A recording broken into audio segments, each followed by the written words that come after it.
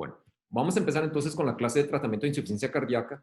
Y en este momento lo que vamos a tocar es la parte de manejar la parte de insuficiencia cardíaca crónica.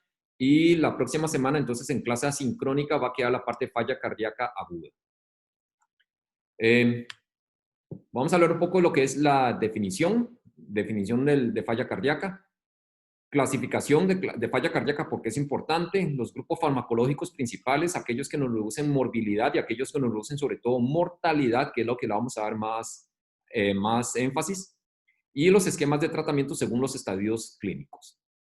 Entonces, vamos a utilizar siempre en mis clases todavía la plataforma de PoliV, de PoliV.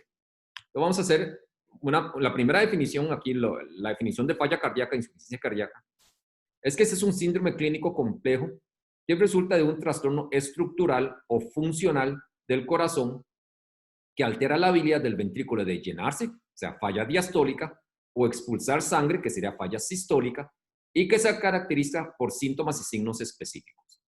Vea que estamos hablando de trastornos estructurales o funcionales. Entonces, eventualmente para alteraciones funcionales esto incluye trastornos tipo anemia, tipo hipertiroidismo, y en ese sentido no nos vamos a meter tanto en el día de hoy, sino que vamos a ver sobre todo la parte por daño estructural que me puede llevar tanto a falla sistólica como a falla diastólica. Entonces, vamos a empezar primero, vamos a hacer esta prueba con PoliV. Entonces, vamos a ver, ya se tiene que activar en un momento. A ver. Era PoliV/Chenku. Sí, entonces ya debería salir esto. Vamos a ver. Sí, vamos a ver qué pasó aquí.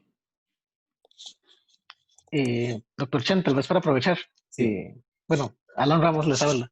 Así, Alan. Básicamente, ahí está mi cámara. No, lo que puse ahora en el chat, que mucha de la bibliografía se basa como en guías, ¿verdad? Queda muy a criterio de cada colega, de cada profesor, el tipo de material de consulta, ¿verdad? Por ejemplo, la parte mía que es de shock séptico, ahí pues obviamente está libros de eso, entonces la idea es que cada profesor ustedes le consulten eventualmente en cada clase cuál es el material tal vez guía, aparte de la clase obviamente, en el cual pueden ustedes andar un poquito más en la materia, ¿verdad?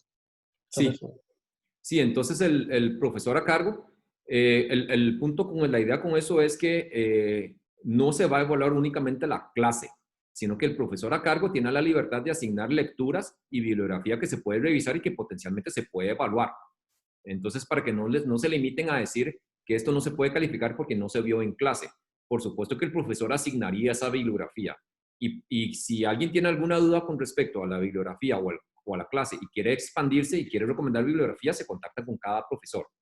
No sé si quedamos más claros con eso. Sí. Sí, ok. Ya le sale PoliV. Vamos a ver. Ahí está. Entonces, conéctense a poliv.com/chenku960. Y la idea con esto es hacer una lluvia de ideas. Entonces, cuando alguien le habla a ustedes de falla cardíaca, ¿en qué están pensando? ¿Qué piensan? Entonces, pongan lo primero que se les ocurra en falla cardíaca. A mí todavía no me sale la pregunta o el espacio para poder comentar. A ver.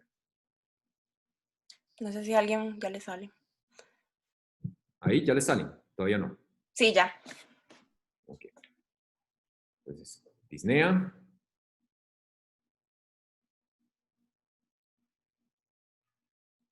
Edema crónico. Enfermedad.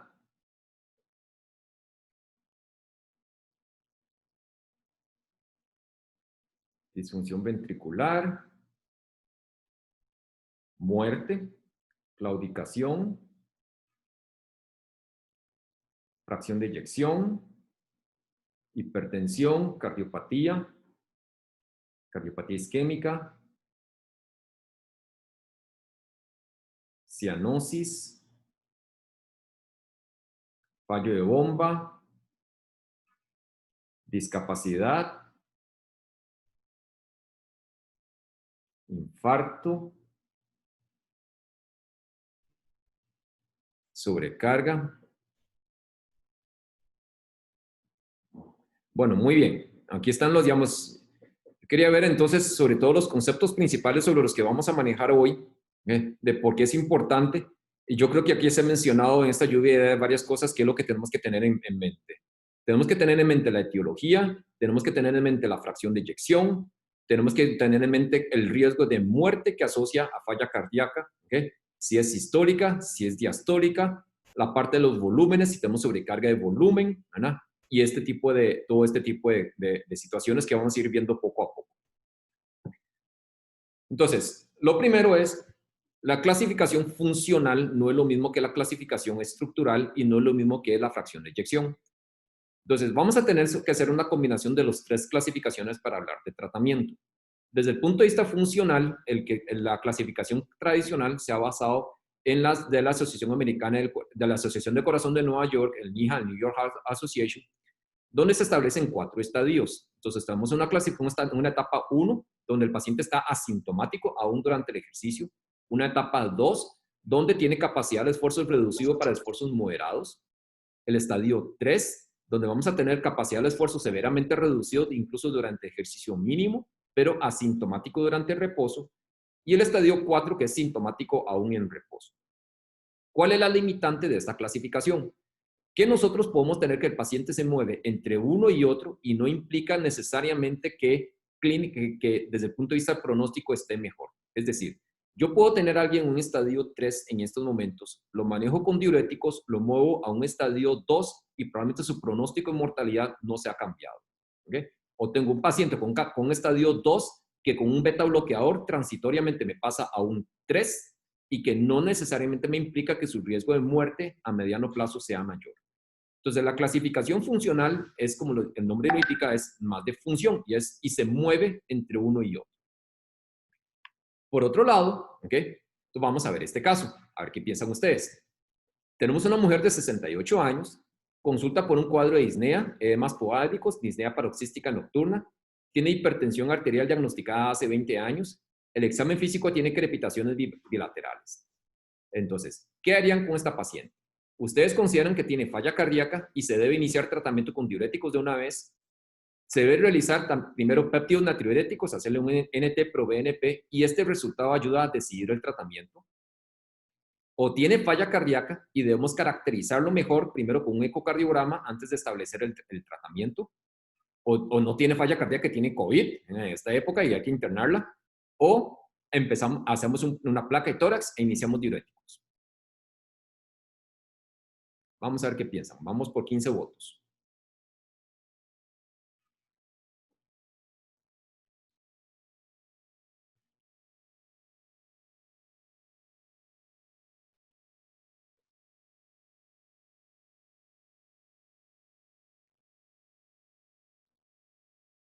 Bueno, veo que la tendencia de la mayoría de las personas, por mucho, es que hay que hacerle un eco. ¿Alguien quisiera opinar al respecto? ¿Por qué es tan importante hacerle un eco? Para determinar si tiene fracción de eyección disminuida o conservada. ¿Ok? ¿Y por qué es importante eso? Porque se clasifica así, diferente, digamos. Pero más que la clasificación, Y el tratamiento el tratamiento. cambiaría. El tratamiento es radicalmente diferente si yo tengo una fracción de eyección disminuido a tengo una fracción de eyección preservado. ¿Okay? Entonces, uno de los comentarios en el chat es para definir el estadio y por ende el tratamiento. Entonces, efectivamente, yo en esta paciente, si tiene clínicamente falla cardíaca y en este momento lo quiero tratar, yo la puedo tratar. No quiere decir que no le pueda dar un diurético para el manejo sintomático. Sin embargo, necesito un ecocardiograma para definir mejor el pronóstico a mediano o largo plazo y definir el esquema de tratamiento al que le voy a dar a esta paciente. Desde ese punto de vista, ¿okay? Entonces, acuérdense que la clasificación estándar es que cuando consideramos que tiene fracción de eyección reducido o falla sistólica, es porque tiene una fracción de eyección del menos del 40%.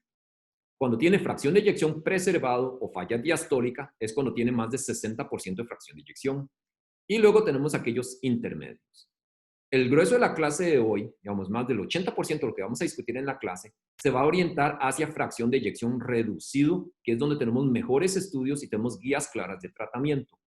Al puro final vamos a hablar un poco de fracción de eyección preservado, que realmente es muy poquitos estudios Y no tenemos muchos datos de qué hacer con los de fracción intermedia, ¿okay? Con los que están intermedios. Muchos expertos lo que hacen es que estos intermedios los terminan manejando con los mismos protocolos, con las mismas guías de tratamiento, como si fuesen los de fracción de eyección reducida, pero sin embargo, estrictamente hablando, los datos para fracción de eyección reducida son de menos del 40% de fracción de eyección, y aquí es donde contamos con la mayor cantidad de evidencia. Entonces, la clasificación por fracción de eyección es fundamental porque determina cuáles son las medidas de tratamiento, y vamos a ver un poco sobre los datos del pronóstico para el paciente.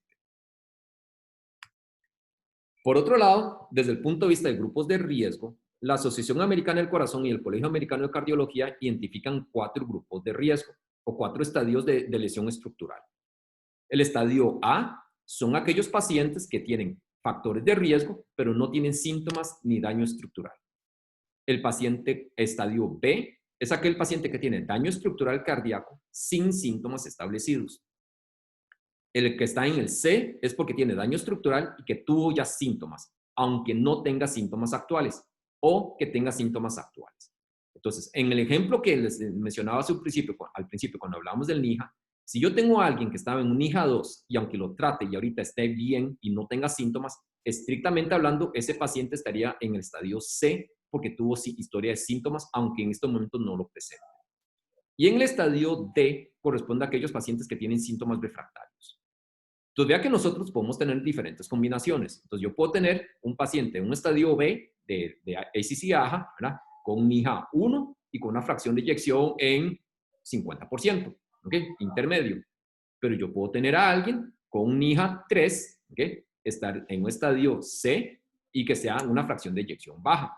Entonces, por eso es desde hablado de que vamos a tener que combinar muchos de los conceptos basados en las 3 clasificaciones que estamos hablando.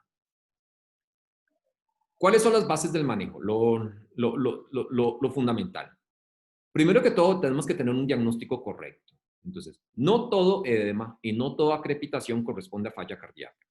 Como les mencionaba hace un momento, entonces una de las consideraciones aquí en estas épocas hoy en día es COVID. Entonces hay que estar seguro de que si el paciente está febril y a todo, hay que explorar otras posibilidades. Tenemos que identificar y tratar factores etiológicos. Entonces, si yo identifico que la causa de la falla cardíaca es anemia, entonces tengo que establecer cuál es la causa de la anemia y tratar de corregir la anemia. Y si tengo enfermedad coronaria, no solo tengo que tratarle la falla cardíaca, sino que tengo que tratarle la enfermedad coronaria o la hipertensión como comorbilidad que tenga el paciente. Luego voy a clasificarlos de manera sindrómica. Entonces, si es falla cardíaca derecha, falla cardíaca izquierda, eventualmente. Luego, corregir los factores precipitantes. Ya les mencionaba, por ejemplo, si tenía el paciente anemia, si tiene hipertiroidismo, entonces eso voy a tratar de corregirlo. Y luego instaurar las medidas farmacológicas y las no farmacológicas. Entonces, los conceptos de falla cardíaca han cambiado desde hace algunos años. Entonces, antes se decía que era un problema puramente estructural al nivel del miocardio, utilizando la curva de Frank Starling, donde se decía que la distensión del miocardio después de cierto punto ya hacía que la contractilidad del miocardio se comprometiera y eso es lo que te llevaba a falla cardíaca. Sin embargo, hoy en día sabemos que ese no es el factor fundamental, sino que el factor fundamental tiene que ver con el remodelamiento miocárdico y los cambios neurohormonales mediados predominantemente del sistema de renina-angiotensina-aldosterona. Entonces, ese sistema, la activación de la angiotensina 2 y la aldosterona, me lleva a remodelamiento miocárdico, me lleva a fibrosis miocárdica, que eso me produce algún grado de disfunción diastólica. Pero además, la angiotensina 2 y la aldosterona me llevan a retención de sodio y agua a través del riñón, y al haber retención de sodio y agua podemos llevar eventualmente a algún grado de hipervolemia.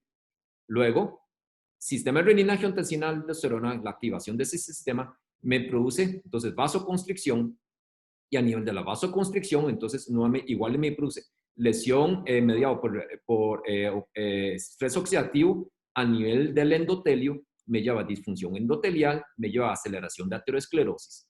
Y si además empezamos a tener dilatación miocárdica y tenemos mayor compromiso del gasto cardíaco, la perfusión renal se ve comprometido y activamos aún más el sistema renina-angiotensina-aldosterona.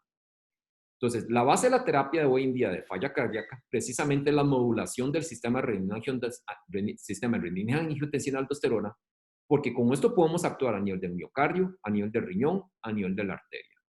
Pero hoy en día sabemos que hay otra serie de péptidos que actúan y entonces dentro de los cuales vamos a hablar un poco de los péptidos natriuréticos, de la bradiquinina, de la misma renina, de la frecuencia cardíaca, del relajamiento ventricular y la capacidad de prolongar la diástole y mejorar el llenado ventricular y por lo tanto mejorar la fracción de eyección. Entonces ya vamos a hablar de todo esto dentro de un momento.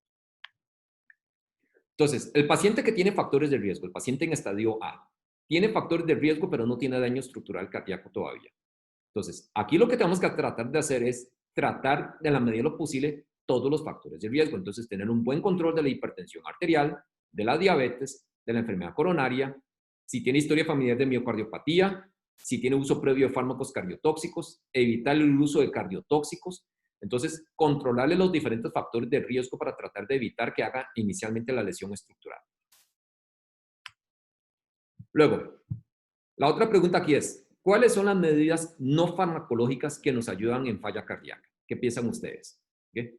Restricción de sodio, restricción de alcohol, pérdida de peso, rehabilitación cardíaca y actividad física, todas las anteriores.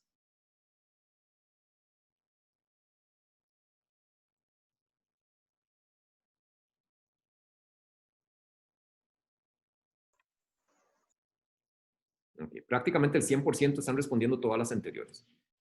Restricción de sodio son los componentes esenciales. ¿Okay? Entonces, si el paciente que empieza a consumir más sodio, sodio retiene agua, eso me lleva a hipervolemia y eventualmente puede llevar a descompensación hidrópica del paciente que tiene falla cardíaca.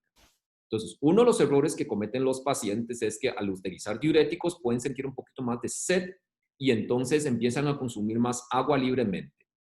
Entonces, eso hay que tener un poco de cuidado. Alcohol por diferentes mecanismos. Acuérdense que el alcohol, por un lado, puede ser cardiotóxico per se. El alcohol como tal me puede producir empeoramiento de la falla, perdón, empeoramiento de la hipertensión arterial. Es una de las causas de hipertensión resistente.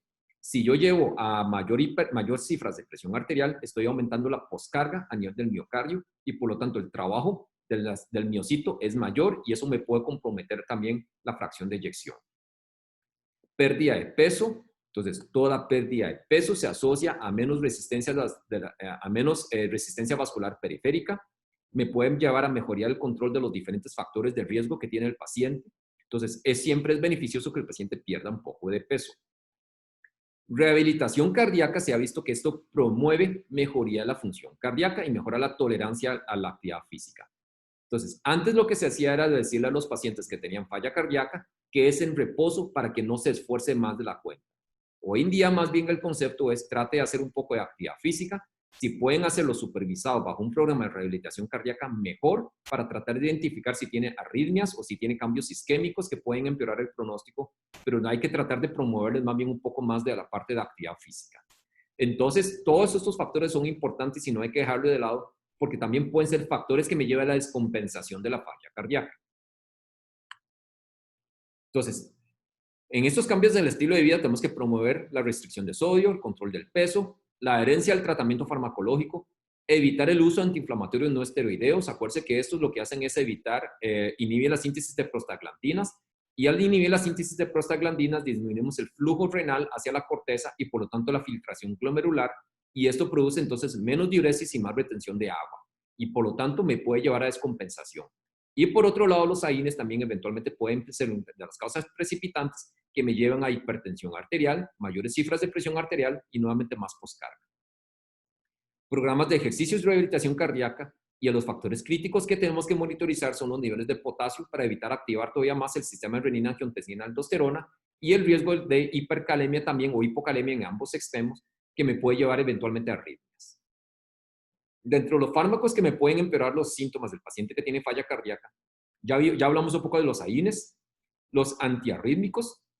Aquí la excepción termina siendo la amiodarona. Algo que hay que tomar en cuenta es que todos los antiarrítmicos van a ser cronotrópicos e inotrópicos negativos y si disminuye el efecto, la fuerza contráctil del miocardio me puede deprimir la fracción de eyección. Los bloqueadores de canales de calcio. Entonces, esto hay que tener cuidado también porque son inotrópicos negativos, especialmente el verapamilo, entonces me puede bajar un poco más la fracción de eyección. Los de hidropirinas, los que son vasoselectivos, usualmente no afectan tanto, sobre todo las hidropirinas de acción prolongada. Las dihidropirinas de acción corta tipo nifedipina, al producir vasodilatación súbita, más bien aumenta la frecuencia cardíaca y produce taquicardia refleja, y esto puede comprometer el llenado ventricular al acortar la diástole y puede comprometer un poco la fracción de eyección también. Entonces, vamos a empezar con aquellos medicamentos que más bien mejoran la sobrevida, que este es el objetivo final, mejoría de disminución de la mortalidad. El que vino a cambiar toda la historia del manejo de falla cardíaca termina siendo a mediados y finales de los años 90 con los IECAS. Entonces, los IECAS son una terapia de base y los que tienen mejor evidencia en reducción de mortalidad en pacientes que tienen falla cardíaca. Al reducir la conversión hacia angiotensina 2 y tener menos angiotensina 2, estamos disminuyendo predominantemente poscarga. Pero además, tenemos cierta disminución de precarga porque a nivel renal también promovemos menos retención de sodio y agua. Vamos a favorecer remodelamiento cardíaco, vamos a tener menos apoptosis a nivel del miocito, menos hipertrofia, menos actividad simpática y menos niveles de vasopresina. El disminuir la actividad simpática también, entonces al disminuir la frecuencia cardíaca la frecuencia cardíaca nos prolonga el tiempo de llenado diastólico y esto también permite que tengan mejor llenado ventricular. Y además se ha visto que entonces, al tener menos actividad simpática, me lleva a menos arritmias, que es potencialmente lo que puede ser la causa de muerte de pacientes que tienen falla cardíaca. Entonces, desde el punto de vista del miocardio y a nivel renal, mejora. Por otro lado, al inhibir la enzima convertidora de angiotensina, estamos evitando la degradación de bradiquinina, y acuérdense que bradiquinina tiene cierto efecto vasodilatador y favorece la liberación de óxido nítrico y prostaglandinas también, que todos tienen un efecto vasodilatador y favorecen disminuyendo la poscarga y favoreciendo el trabajo miocardio. Lo que han demostrado los inhibidores de la ECA es que mejora la sobrevida del paciente, entonces la mortalidad disminuye, reduce síntomas, reduce hospitalizaciones y mejora la función cardíaca. Entonces se considera que hoy en día es una terapia de base que todo paciente con falla cardíaca o con fracción de eyección disminuida, estamos hablando de fracción de eyección disminuido, menos de 40%. Todo lo que vamos a hablar a partir de ahora es con fracción de eyección de menos del 40%, excepto al final cuando les haga la salvedad. Entonces, en este contexto, no solo mejora síntomas, sino que reduce hospitalización y mortalidad. Y vamos a ver dentro de un momento algunos medicamentos que reducen mortalidad, pero más bien pueden empeorar un poco los síntomas. Entonces, IECAS están indicados en todos los pacientes con falla cardíaca con fracción de eyección disminuido, a menos de que tengan una contraindicación en especial. Que acuérdense que la contraindicación específica para IECAS termina siendo hipercalemia. Entonces, no es tanto la función renal, sino que si tiene función renal comprometida, se puede empezar con dosis pequeñas y vigilar potasio, pero si hace hipercalemia, sí requiere suspensión. ¿Okay? O efectos adversos, incluyendo tos y angioedema.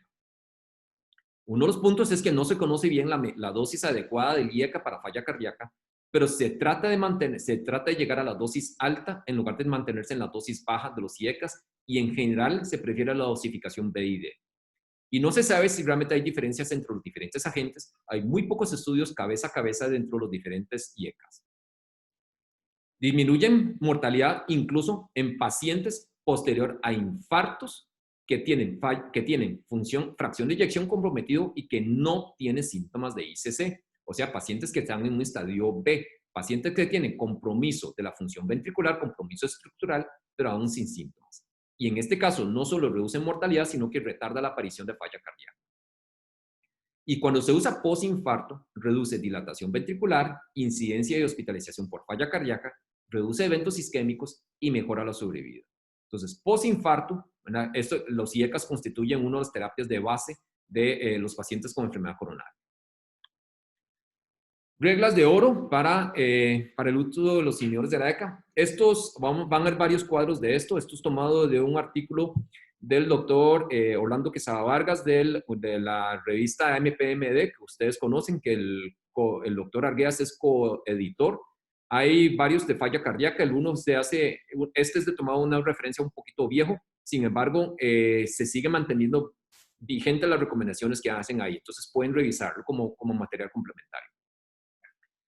Como los IECAS pueden llegar a producir hipotensión, entonces vamos primero que todo a revisar la necesidad y las dosis de los diuréticos y vasodilatadores. Ahorita lo vamos a ver, pero los diuréticos no reducen mortalidad. Entonces nosotros no podemos sacrificar el uso de IECAS con el fin de utilizar diuréticos. Entonces más bien reducimos diuréticos y empezamos IECAS. Evitamos diuresis excesiva, Podemos suspender o reducir los diuréticos por al menos 24 horas. Muchos de los pacientes con falla cardíaca, por tener compromiso la función ventricular, más bien anda con presiones arteriales limítrofes bajos. Entonces, en esos casos, cuando uno les empieza un IECA, pueden hacer hipotensión postural. Por lo tanto, preferiblemente empezamos con IECAs en la noche, acostado, y cuando se empiezan en la mañana, tenemos que vigilar de cerca la presión arterial.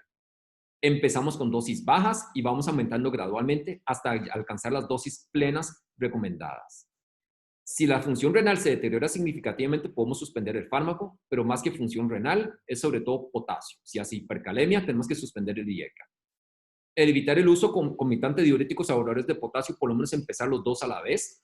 Vamos a ver ahorita que espironolactona y eplerenona juegan un papel importante también, pero no deberíamos empezar los dos al mismo momento para evitar hipercalemia.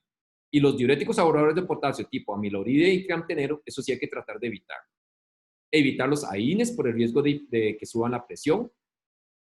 Y vigilamos la presión, la función renal y electrolitos después de cada ajuste de dosis y luego cada 3 a 6 meses.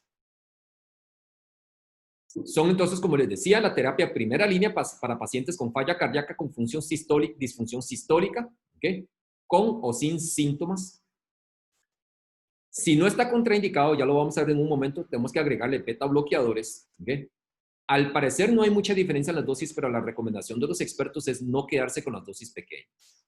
Entonces, ¿a qué nos referimos con esto? Entonces, captopril hoy en día ya no se utiliza. Primero que todo fue el más viejo, pero realmente no se utiliza porque es el único que requiere dosificación TID y realmente no tiene ningún sentido. Enalapril, que es el agente que más se utiliza, la dosis inicial recomendada es de 5 miligramos BID, pero hay que tratar de llegar al menos a 10 miligramos BID, si no es que a 20 miligramos BID. Fosinopril, empezar con 10 al día y se llega a 40 al día. Lisinopril, ramipril y trandolapril son 3 inhibidores de la ECA con los que contamos a nivel privado. Lisinopril se empieza con 2.5 miligramos por día y se puede llegar hasta 40 miligramos diarios. Ramipril se empieza con 2.5 BID y podemos llegar hasta 5 miligramos BID. Y trandolapril se empieza con 1 miligramo al día y podemos llegar a 4 miligramos diarios.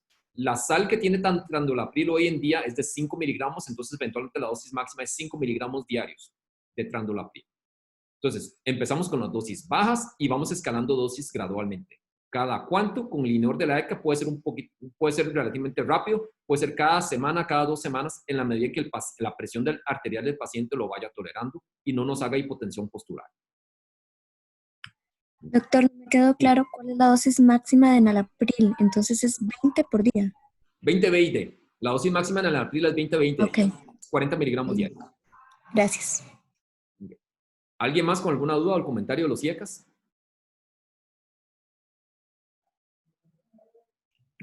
Yo sí tengo un duda, doctor. Con respecto a enalapril, se refiere a, digamos, cuando usted dijo que tenemos que llegar a 20, es decir, ¿tenemos que llegar a 20 en total en el día o a los 20 que usted dijo anteriormente? Tratar de llevarlo, digamos, la dosis meta para falla cardíaca es tratar de llevarlo a 10 BID, pero si el paciente lo tolera bien, ¿okay? Podemos todavía subir un poquito más a 20 BID, pero por lo menos al 10 BID. No quedarnos con 5 BID, que es una dosis muy baja. Gracias, doctor. Ok. ¿Algún otro comentario? Doctor, una pregunta. ¿En Sí. algún momento la tos o problemas ya respiratorios, digamos, secundarios a estos fármacos se consideran contraindicación o en ningún momento? Tos. Sí, pero ya como muy severa se considera una contraindicación. A ver, no es una contraindicación, pero es un efecto adverso. Entonces, en ese caso lo cambiamos a un ARA2. Ahorita vamos a tocar los ARA2. Ok. ¿Ok? ¿Alguna otra duda? Ok. Entonces, esto fue mediados de los 90s. Para los finales de los 90s, ¿ok? Vienen los beta bloqueadores. Entonces, esto vino a hacer un cambio en el paradigma del tratamiento de la hipertensión, por cuanto antes más bien se consideraban que los beta bloqueadores estaban contraindicados en falla cardíaca. Y se vieron más bien que los beta bloqueadores, 3 por lo menos de los beta bloqueadores, reducían mortalidad. Entonces, los beta bloqueadores lo que hacen es bloquear el efecto del sistema simpático sobre el corazón, pero además disminuye la liberación de renina. Entonces, de alguna forma contribuye también a la modulación del sistema renina-angiotensina-aldosterona. Y lo que se ha visto es que al disminuir la frecuencia cardíaca, y vamos a ver que el manejo de la frecuencia cardíaca es fundamental en falla cardíaca. Al disminuir la frecuencia cardíaca, esto permite entonces prolongar el tiempo de diástole, que es lo que permite mayor llenado ventricular, y que luego cuando venga la sístole tengamos una mejor fracción de, un mejor volumen de eyección. Entonces, el concepto anterior por el cual se consideraba que era una contraindicación utilizar beta bloqueador y que ya no es cierto, es que se supone que la taquicardia era el mecanismo reflejo para tratar de mantener la fracción del gasto cardíaco. Entonces acuérdense que el gasto cardíaco, la fórmula es gasto cardíaco es igual a volumen de eyección por frecuencia cardíaca. Entonces, si yo tengo menos volumen de eyección, en teoría aumentar la frecuencia cardíaca es el mecanismo compensatorio. Pero si aumenta la frecuencia cardíaca, el tiempo de llenado diastólico es menor y por lo tanto el volumen de eyección termina siendo menor. Y lo que se vio es que reduce los beta bloqueadores, o por lo menos carvedilol, metoprolol y bisoprolol, que son los 3 beta bloqueadores para falla cardíaca, reduce mortalidad, reduce morbilidad, definido como necesidad de hospitalización, y mejora muerte súbita, tiene menos muerte súbita, y mejora a largo plazo calidad de vida y tolerancia al ejercicio. Pero a corto plazo puede haber un empeoramiento de síntomas. Entonces, aquí es donde hay que tener un poco de cuidado. Todos los pacientes estables que no han requerido recientemente de hospitalización o uso de inotrópicos deberían estar con beta bloqueadores. Todos los pacientes con fracción de eyección disminuido de menos de 40%. Entonces, durante la hospitalización o durante una descompensación de falla aguda, ahí sí, si el paciente está agudamente descompensado, el mantener la frecuencia cardíaca, digamos, o el aumento de la frecuencia cardíaca es el mecanismo compensatorio para mantener el gasto cardíaco. Entonces, si en ese contexto yo le disminuyo la frecuencia cardíaca, voy a comprometer el gasto cardíaco y empeoro los síntomas.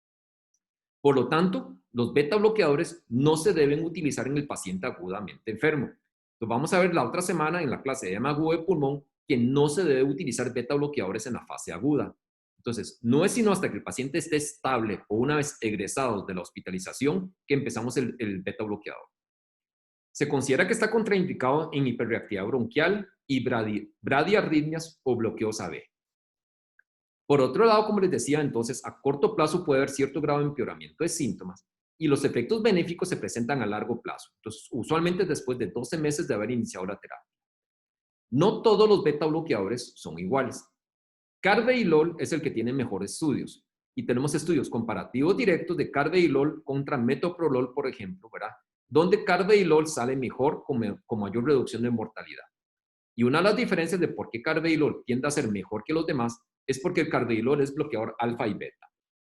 Al ser bloqueador alfa y beta y tener efecto sobre alfa, vamos a tener vasodilatación sistémica y al haber vasodilatación disminuimos la poscarga. Entonces, eso hace que el trabajo miocárdico y disminuyendo la frecuencia cardíaca sea mejor. Por otro lado, metoprolol, entonces con el metoprolol, al ser beta selectivo, igual que el bisoprolol y no tener el efecto vasodilatador, solo estamos disminuyendo la frecuencia cardíaca, mejorando el llenado ventricular y mejorando un poco la contractilidad del miocardio. Entonces, estamos tirándolo hacia una curva un punto más óptimo en la curva de Frank-Starling de contractilidad miocárdica, pero no tenemos el efecto vasodilatador del carvedilol. Entonces, los estudios de bisoprolol, por ejemplo, no mostraron reducción de mortalidad y el metoprolol contra placebo reducía mortalidad, pero metoprolol contra carvedilol es superior a carvedilol. Y por eso es que carvedilol se considera el gold estándar hoy en día en falla cardíaca. Como les mencionaba, entonces, metoprolol reduce mortalidad total, reduce mortalidad por falla cardíaca y reduce muerte súbita. Bisoprolol reduce necesidad de mortalidad, de hospitalización. Los datos de mortalidad, los estudios iniciales no lo mostraban, pero algunos estudios posteriores sí. Carvedilol es claro que reduce mortalidad total y muerte súbita, y los comparativos directos contra los otros agentes, carvedilol termina siendo superior. Atenolol, que es el beta bloqueador que nosotros tenemos en la institución, atenolol y propanolol no le hacen absolutamente nada a falla cardíaca. Entonces, este sí es una indicación de los beta bloqueadores donde no podemos asumir que esto sea un efecto de clase y hay que utilizar beta bloqueadores específicos que han demostrado beneficio en falla cardíaca y no deberíamos utilizar atenolol. Aún así, a nivel institucional, si el paciente tiene falla cardíaca, por indicación de medicina interna o de cardiología y tiene fracción de eyección de menos de 40%, se puede tramitar que le aprueben el uso de carvedilol. Entonces, sí existe la posibilidad a nivel institucional de que podamos recurrir eventualmente al carvedilol. Recomendaciones para su uso. Entonces, todo paciente con disfunción del ventrículo izquierdo, entonces con una fracción de eyección de menos del 40%, deberían estar con beta bloqueadores. Y posiblemente es la segunda línea después de IECAS. Entonces, todos los pacientes deberían empezar primero con IECA y luego le agregamos el beta bloqueador. Deberían estar utilizando diuréticos PRN, ya vamos a mencionar eso, ¿ok? Y muchos de los estudios eran en pacientes que ya estaban utilizando digoxina y por eso se dice que posiblemente los pacientes deben estar en digoxina sin estar muy claro, pero vamos a ver que digoxina ya no constituye dentro de las primeras líneas de tratamiento. Como les mencionaba, entonces, se debe utilizar solo aquellos que son estudiados, que han sido estudiados. Vamos a empezar con la dosis más baja posible y vamos a ir titulando cada 2 semanas. Y como les mencioné hace un momento, cuando titulamos dosis de beta bloqueadores, el paciente puede tener empeoramiento de síntomas. Por eso es que se les deja diuréticos PRN. Entonces, si el paciente, al aumentar la dosis del beta bloqueador, empeora la disnea, entonces lo que hacemos es que el paciente aumente la dosis del diurético. Una vez estable, bajamos otra vez la dosis del diurético, ¿okay? Y nuevamente intentamos aumentar un poco la dosis del beta bloqueador. Por ejemplo, empezamos con 3.12 miligramos de carvedilol BID. El paciente lo tolera bien. Después de 15 días lo intentamos subir a 6.25 y me hace un poco más de disnea. Le damos diurético por 2, 3, 4, 5 días. El paciente mejora, quitamos el diurético. Entonces lo dejamos ahí un par de semanas e intentamos subir de 6.25 BID a 12.5 BID. Y vamos así gradualmente hasta llegar a la dosis recomendada del beta bloqueador. Entonces, carvedilol empezamos con 3.12 miligramos BID y hay que tratar de llegar a 25 o 50 miligramos BID. Pocos pacientes llegan a 25 y mucho menos llegan a 50. Pero hay que tratar de titular la dosis y tratar de llegar a estas dosis meta. Bisoprolol arranca con 1.25 miligramos al día, hay que tratar de llegar a 10. Y metoprolol se empieza con 12.5 o 25, tratando de llegar a 200 miligramos diarios. Nosotros contamos con bisoprolol en el mercado privado del país, pero realmente el que debería estarse utilizando en falla cardíaca por mucho, que es el que tiene mejor evidencia, es carvedilol. Okay. ¿Dudas con beta bloqueadores? ¿Con cómo hacemos la titulación? Doctor, yo tengo una duda. En ese caso, en el caso de que tenga que iniciar el diurético y después volver a la dosis de carvedilol, ¿a cuál dosis vuelve? ¿A la de 3 o a la de 6? No bajamos la dosis de carvedilol. Sigue con 6. Sigue con 6. Entonces, si estábamos con 3.12 BID y al subirlo a 6.25 empeora la disnea, le agregamos diuréticos, pero mantenemos el beta bloqueador. Mantenemos los 6. Mantenemos los 6.25 BID. Le damos el diurético, le damos, por ejemplo, furosemida, 40 miligramos diarios, o BID, o 20 miligramos BID. Por unos 3, 4, 5 días, el paciente mejora. Quitamos el diurético, lo dejamos con los 6.25, 2 semanas, y después de 2 semanas intentamos subirlo a 12.5 BID. Y si al subirlo a 12 otra vez empeora disnea, le damos el diurético otra vez por un par de días, por unos cuantos días. Ok, quedamos claros con la titulación. Doctor, yo tenía otra pregunta. Sí. Es que dice que para iniciar el beta bloqueador, el paciente ya debería tener como el IECA y Sí. los diuréticos y eso. Pero Sí. en caso de que sea un paciente recién diagnóstico, no se le inicia concomitante, se inicia primero uno y después el otro, ¿es así? Sí, se empieza primero IECA. ¿Okay? Y esto es para no hipotensar al paciente mucho de una vez. Ok, ¿y cuánto tiempo después o hasta que llegue a la dosis esperada o cómo sería? No. Optimiza primero el IECA. ¿Okay? Entonces, el IECA lo puede subir más rápido. Usualmente los síntomas no empeoran, más bien tienden a mejorar. Entonces, por ejemplo, usted empezó con 5 miligramos BID en enalapril. 1 o 2 semanas después lo sube a 10 BID. Si el paciente todavía la presión le aguanta, 1 o 2 semanas después lo sube a 20 BID. Y si el paciente está estable ahí, entonces ahora sí empezamos a considerar agregarle el carvedilol. Perfecto, gracias. ¿Ok? Entonces, no es un proceso que nos tiene que llevar años, ¿verdad? Entonces, en cuestión de semanas que vamos titulando dosis. Doctor, una pregunta. Sí. Perdón, ¿el carvedilol en qué presentación viene? Hay diferentes tabletas, hay tabletas de 6.25, hay tabletas de 12.5 y hay tabletas de 25 miligramos, entonces hay de diferentes. Ok, gracias. A nivel institucional son tabletas de 6.25. Y una pregunta, ¿los IECAS vienen, perdón, los IECAS sí se pueden dar en el contexto de falla aguda, digamos, a diferencia de los beta bloqueadores? Sí. Ok. Sí. Entonces vamos a verlo la otra semana con la única limitante que hay que estar seguros de cómo está el potasio.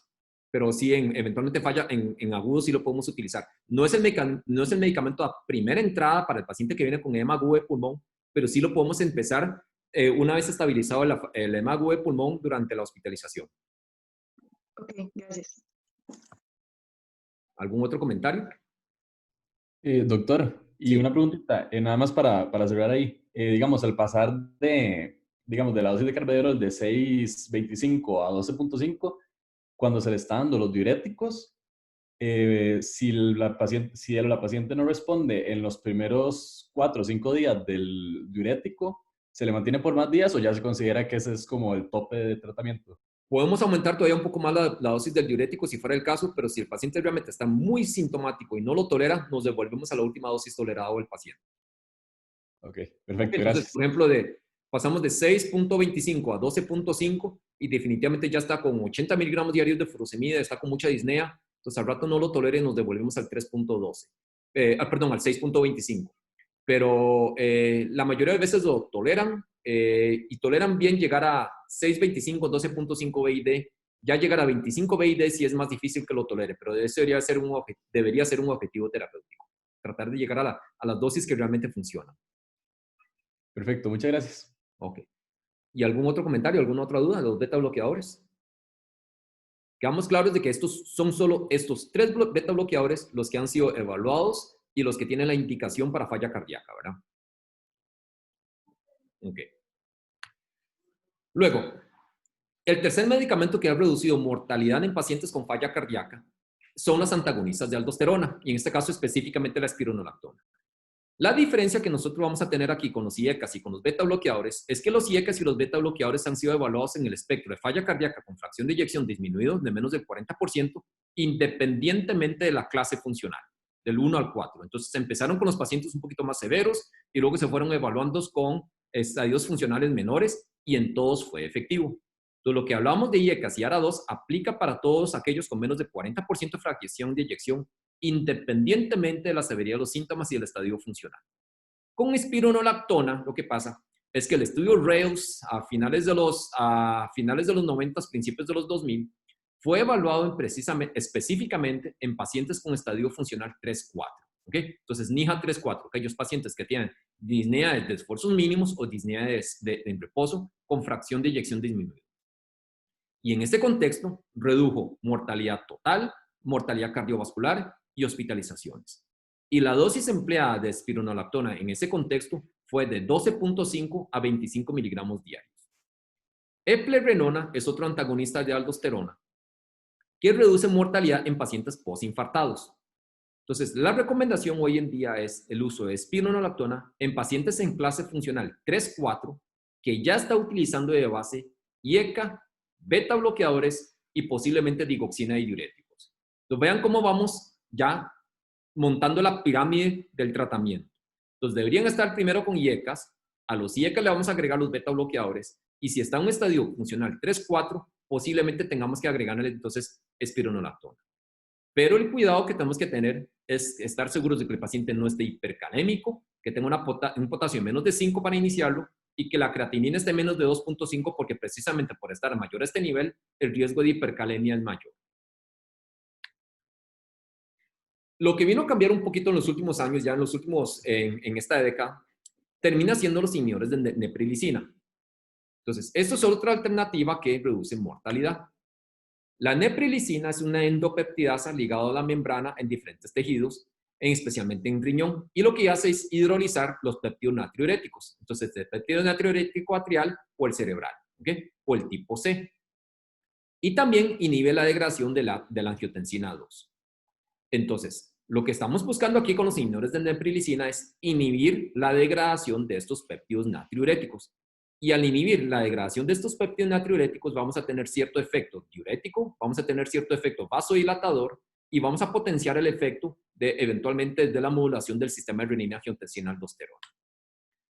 Entonces, el inhibidor de neprilicina, el único que existe en el mercado en estos momentos, se llama sacubitril. Sacubitril, entonces vamos a inhibir la degradación de estos péptidos natriuréticos y vamos a poder tener, por lo tanto, su efecto vasodilatador, natriurético, diurético, y vamos a inhibir vías que promueven crecimiento y fibrosis miocárdica. La tableta que tiene hoy en día sacubitril, o la presentación farmacéutica que viene sacubitril, viene en una tableta fija combinada con valsartán.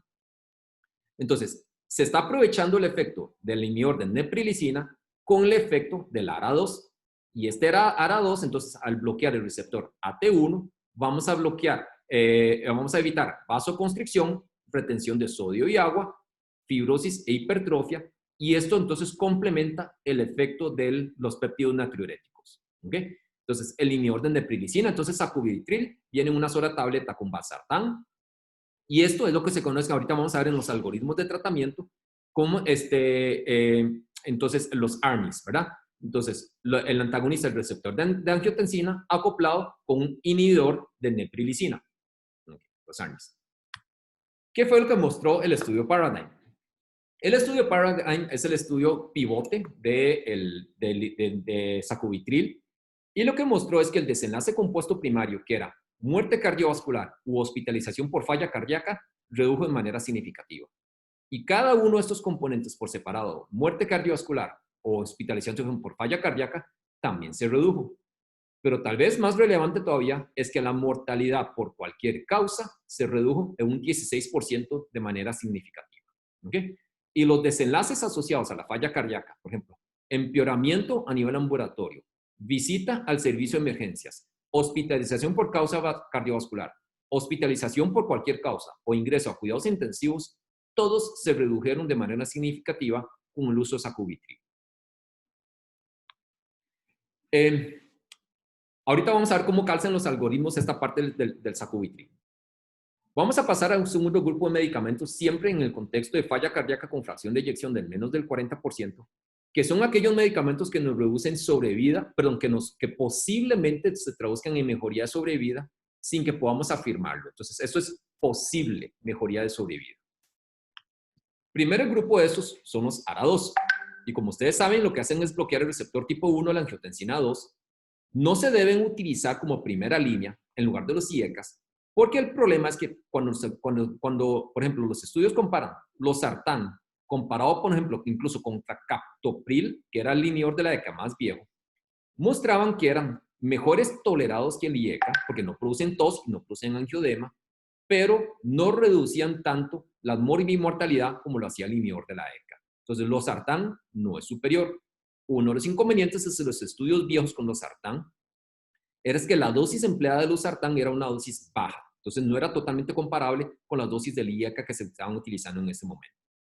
Posteriormente, hay nuevos estudios que comparan IECAs contra ARA2. ¿Okay? Entonces, estudios con valsartán, estudios con candesartán, y los resultados son conflictivos, por ejemplo, con valsartán, y no son claramente superiores al inhibidor de la ECA. Por eso es que se prefiere arrancar primero con el inhibidor de la ECA, pero si el paciente hace tos, angiodema, entonces se puede pasar del IECA o al valsartán. Pero no deberían ser la primera línea de tratamiento. ¿Qué pasa si nosotros tratamos de combinarlo? Algunos estudios muestran mejoría de síntomas. Acuérdense que esta combinación de IECAs y ARA2, el semestre pasado lo mencionamos para nefropatía diabética, por ejemplo. Definitivamente nefropatía no debería ser porque no mejoran y más bien aumentan el riesgo de hipercalemia y lesión renal aguda. Sin embargo, en falla cardíaca hay algunos estudios que muestran mejoría de los síntomas y ahorita lo vamos a ver. Como les decía, el estudio valsartán muestra que combinación de valsartán más IECA más atenolol más bien aumentaba la mortalidad y aumentaba eventos adversos. Vamos a ver en un momento el estudio de candesartán, que más bien agregado a IECAs podía mejorar. Entonces, la combinación de IECAs y ARA2 no debe hacerse de manera rutinaria porque tenemos resultados conflictivos y solo en pacientes que persisten sintomáticos. Y vamos a ver en los algoritmos de tratamiento que el paciente que persiste sintomático a pesar del IECA y el beta bloqueador y espironolactona probablemente sea mejor pasarlos en estos momentos a sacubitril más que hacer una combinación de IECA más ARA2 por el riesgo eventualmente de eventos adversos asociados. Recomendaciones del uso de los ARA2, entonces debe considerarse solo en pacientes que no logran tolerar inhibidores de la ECA. Cuando se utilizan estos pacientes, la recomendación es utilizarlos también BID, los ARA2, y no debe agregarse de manera rutinaria, ¿verdad?, a los pacientes que ya están con IECA y beta bloqueadores. El estudio que le mencionaba es el programa mejor diseñado de los ARA2 en falla cardíaca, es el programa CHARM. Esto es candesartán y tiene 3 subestudios. Tiene el CHARM añadido, que es aquellos pacientes que están con una fracción de eyección del menos del 40%, con IECA, y le estamos agregando un ARA2. CHARM alternativo son aquellos pacientes con menos de 40% fracción de eyección, pero que no toleran el IECA. Y CHARM preservado son aquellos pacientes que tienen más de 40% de fracción de eyección con o sin ECAs. Entonces vamos a ver los resultados. Primero que todo, desde el punto de vista de globalmente, cuando incluimos los 3 subestudios, hay una reducción de mortalidad que está en el puro límite de significancia, ¿okay? Pero un punto importante aquí es que vean como el grupo de placebo, la tasa de mortalidad es 25%. Entonces, un diagnóstico de falla cardíaca confiere un riesgo alto de mortalidad. Y lo que es hospitalización por falla cardíaca y mortalidad cardiovascular, hay una reducción significativa. Pero aquí nos están metiendo los 3 grupos. Entonces, realmente nos interesa ver cada uno de los diferentes grupos por separado. Entonces, esto es CHARM añadido. O sea, ya los pacientes que están con menos de 40% fracción de eyección con IECA. Y le estamos agregando un ARA2. Entonces, en ese contexto, cuando se le agrega el ARA2, el riesgo de mortalidad cardiovascular o hospitalización se reduce en un 15%. ¿Okay? Entonces, vea que estos pacientes, el grupo placebo, a pesar de estar con el IECA, 40% de los pacientes tuvieron o mortalidad o hospitalización por falla cardíaca. Entonces, sigue siendo muy alto. Y mortalidad cardiovascular se redujo 4% en riesgo absoluto, 16% en riesgo relativo.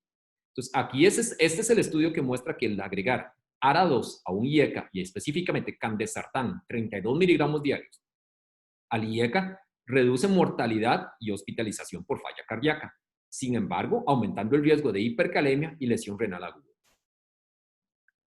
Alternativo, entonces, esto es a pacientes que no toleran IECAs. Entonces, cuando usamos en lugar del IECA, vea cómo la reducción es superior. ¿Okay? Entonces, la magnitud de la reducción, el desenlace primario de reducción de mortalidad cardiovascular o hospitalización por falla cardíaca es mejor, con una reducción de mortalidad cardiovascular que no fue significativa. ¿Okay? Y en el preservado, entonces aquellos pacientes que tienen más de 40% de fracción de eyección, ya no hay una reducción significativa de mortalidad cardiovascular, ¿verdad?, ni hospitalización por falla cardíaca, o hubo la suma de mortalidad cardiovascular más hospitalización por falla cardíaca, ni tampoco mortalidad cardiovascular. Cuando tomamos el dato de hospitalización por falla cardíaca como un punto por separado, sí hay una reducción significativa a favor de candesartán en el CHARM preservado. Pero el otro punto importante, vea cómo es la diferencia de mortalidad. Entonces, si tienen más de 40% de fracción de eyección, el riesgo de mortalidad aquí, mortalidad cardiovascular, fue de 11%. Mientras que si tenía fracción de eyección disminuido y no estaba tomando un IECA, era casi un 25%, 24.8%, ¿verdad? Y ya si ya estaba tomando un IECA, ¿verdad?, también mortalidad cardiovascular era significativa. Entonces, vean cómo el hecho de tener fracción de eyección preservado, entonces el riesgo de mortalidad fue significativamente menor. Entonces, de ahí la importancia de caracterizar bien la fracción de eyección de estos pacientes. Otra combinación que puede mejorar, perdón, antes de pasar a esta combinación, ¿alguna duda con los ARAs? No sé si quedamos un poco más claros con respecto a lo que mencionamos hace un momento de los IECAs y la comparación con los ARAs. ¿Alguna duda? Doc, yo tengo una pregunta. Sí.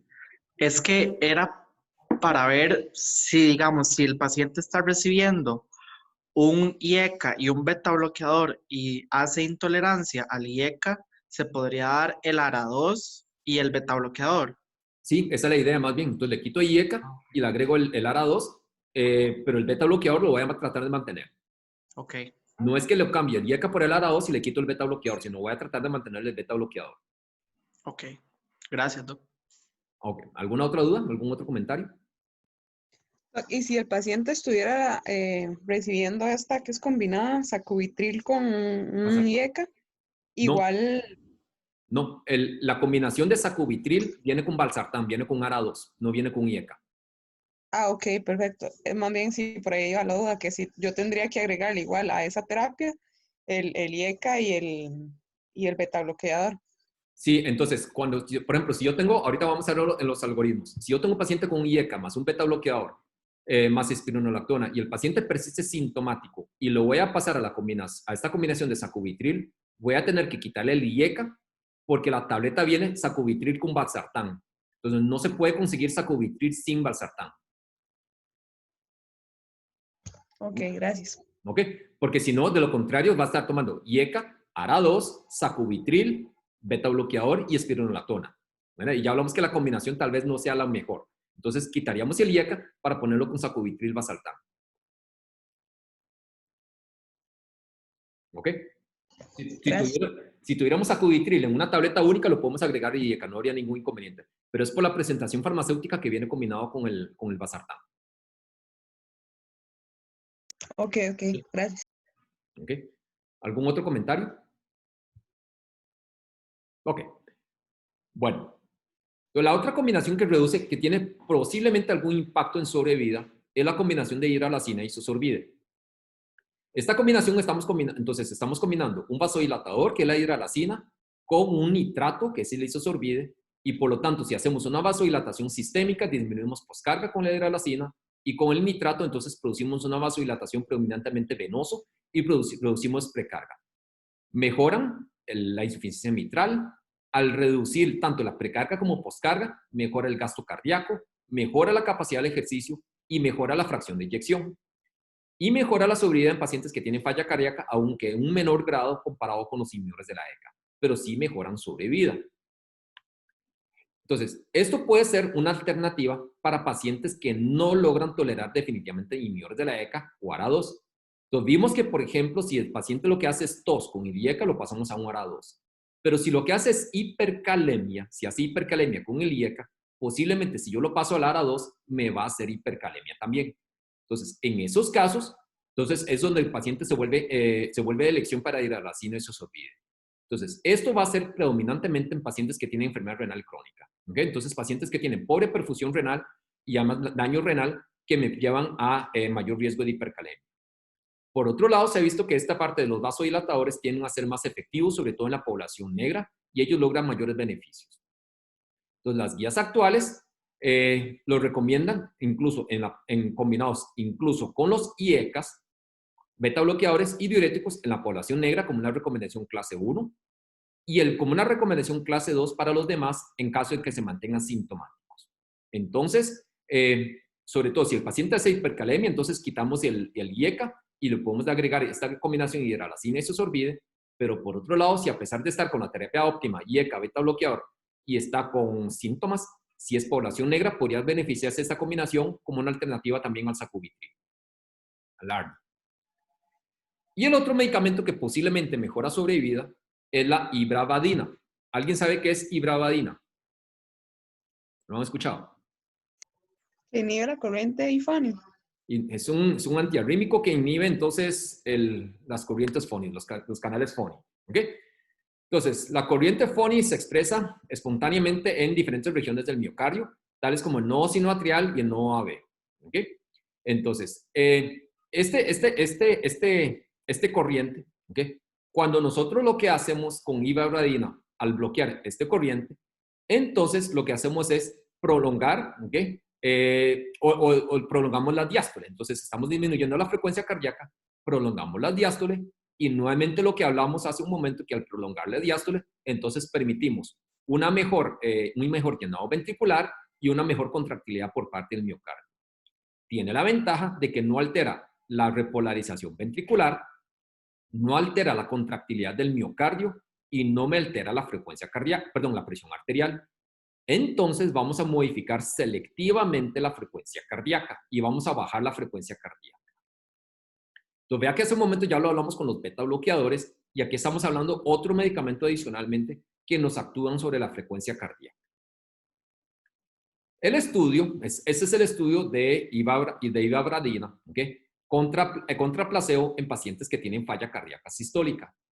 Entonces, el estudio vea que son pacientes que ya están recibiendo tratamiento óptimo. Entonces, los 90% de los pacientes estaban con IECA o un ARA2, prácticamente el 90% de los pacientes estaban con beta bloqueadores y 60% de los pacientes estaban con antagonista de aldosterona. Entonces, ya estaban con terapia médica óptima. Además, alrededor del 85% con diuréticos y un 20% con digitálicos, que con digoxina. ¿Qué fue lo que mostró el estudio? Que el riesgo de hospitalización por falla cardíaca se reducía en un 26% a favor del grupo tratado con ivabradina, ¿ok? Menos que placebo. Pero interesantemente, ¿ok? Aún no, y esto es mortalidad, ¿ok? Entonces, mortalidad se redujo. ¿Okay? Bueno, un segundito. Entonces, la mortalidad por falla cardíaca se redujo en un 26%, ¿ok? De una manera muy similar a la disminución de la hospitalización por falla cardíaca. Y lo que se vio, ¿verdad? ¿Okay? Es que esto es dependiente de la frecuencia cardíaca. Entonces, la frecuencia cardíaca al día 28 determina cuál es el pronóstico del paciente. Aquellos que alcanzan una frecuencia cardíaca de menos de 60, vean cómo, ¿verdad? El desenlace primario se alcanzó en alrededor del 15%. Pero si el paciente tenía más de 75 latidos por minuto, es prácticamente el doble el riesgo del desenlace primario de mortalidad por falla cardíaca o hospitalización por falla cardíaca. Entonces, ¿cuáles son los pacientes que serían candidatos a ivabradina? ¿Qué piensan? Basados en estos hallazgos.